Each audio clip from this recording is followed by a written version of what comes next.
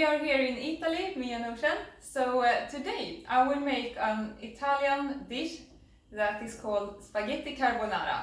And we have no equipment at all, so no machines, nothing. So I will just try to make this, with the thing we find here in Italy. First I will make the bacon, and in the bacon I will use mushrooms. And I will flavor it with smoked paprika to make it like a smoky flavor. And I will use some lemon juice. So I will start with just pop the mushroom in pieces. So it seems like the mushroom is going to be a really good substitute for bacon. I've also seen people making bacon out of eggplant and zucchini and also even carrot too, right? So would the same technique work for them? Yes, exactly. This kind of things works absolutely amazing too. I choose mushroom because they have such a good mushroom here in Italy, and the mushroom is also it's more a bit of a filling, and they have more flavor than zucchini have when you do that. Because I don't use salt in this recipe, I think that mushroom is the best, because eggplant and zucchini, I think that might need a bit of salt in there. So that's why I choose mushrooms. And carrot is good, but it does not have the right texture, I believe. So this is just perfect. And plus, we're not using any equipment because we're at an Airbnb, and the Airbnb doesn't really have a dehydrator and all the normal things that we would expect a raw food kitchen to have. Yes. We have a typical stove, and we have a couple knives, and that's about it. So this is not going to require any dehydration. Exactly. That's what I really love about it. Mm-hmm. And also mushrooms really absorb flavor so well. So that's just amazing. So here we go. They have actually amazing eggplants here in Italy, I have seen. But since eggplant is not as edible raw, I prefer mushrooms. It is edible raw, but it have to be very, very ripe. And this is more flavorful, I think. So I will squeeze in some lemon juice. The lemon juice will make the smoked paprika to just to sit a bit better on that, and it will help it to marinate it a bit better.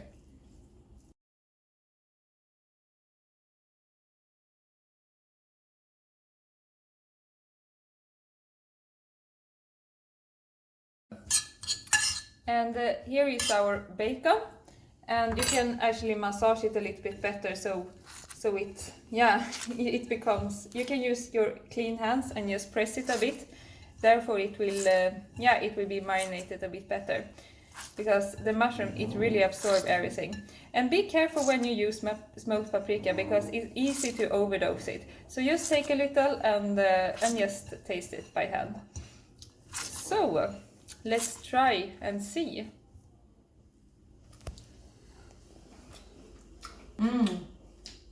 Wow, it really gives the smoked flavor here. So I think I'm pretty happy with it. So now I will make the sauce. So I will have my bell pepper, and if I had a food processor, I will definitely use it, but I don't. So I will just make everything by hand.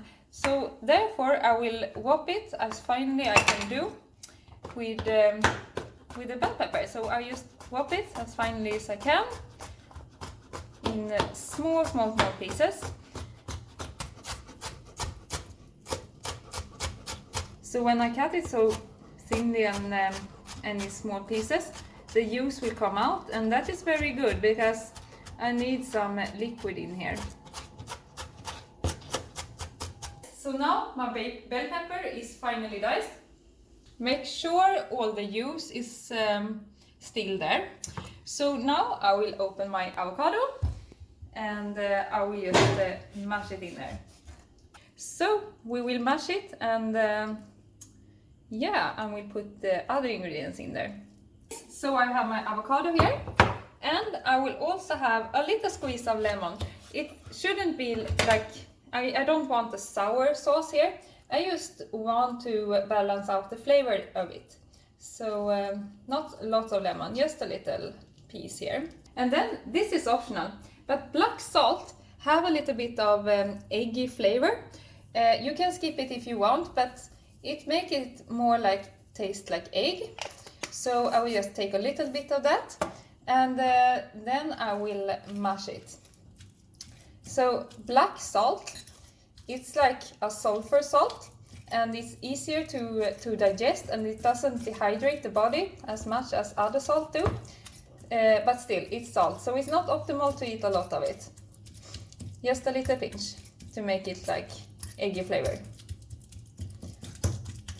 So I will make sure I mash the avocado very well, and here you really have to use very ripe avocados, and they should be fatty too, especially if you don't have a food processor. It smells like somebody have been in here and fart. So this is also optional, nutritional yeast. It gives it a more like cheesy flavor, because carbonara used to have like Parmesan cheese in there. So instead I take nutritional yeast. And this is not a raw ingredient. It's a good way to flavor raw food. And it's very rich in B vitamins and zinc, for example. So, Ocean, can you make the zoodle for me? Yes, of course, yeah. So to the carbonara, yes. normally I would have like a zoodle machine or a shredder or something along those lines. I have these, a hand zoodler, and there's even electric ones. But because we're staying in an Airbnb and we don't have any machines, my awesome girlfriend, Victoria, got me a zoodle slicer. So this is for my birthday, which is actually next month, but we're going to be using it to make some amazing zoodles. So this is the first time I've used this, so let's see how it works out.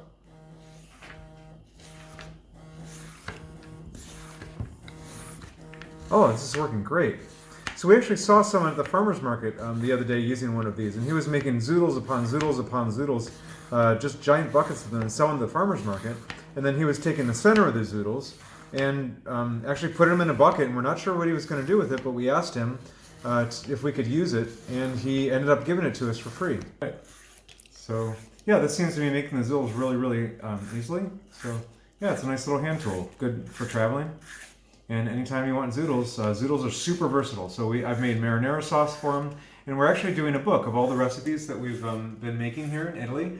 And this is definitely going to be on the recipes. And I actually made one before I left, which was a zoodle with marinara. So I ate that on the plane, and then we had that for dinner our very first night. We have our zoodles here. So I will mix it with the sauce, the super creamy sauce. So it's important that when you have zucchini noodles, that you have a quite thick sauce, because otherwise it will be very liquidy, because the liquid from the zucchini, it will just go out of it, especially when you have something that is salty. So that's how I do. Thick sauces for zucchini noodles.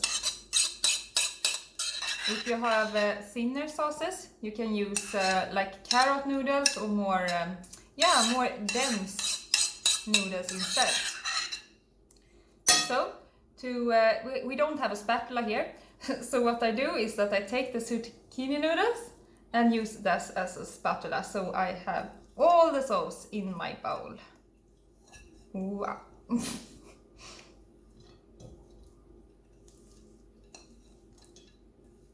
So, it almost looks like someone have licked it.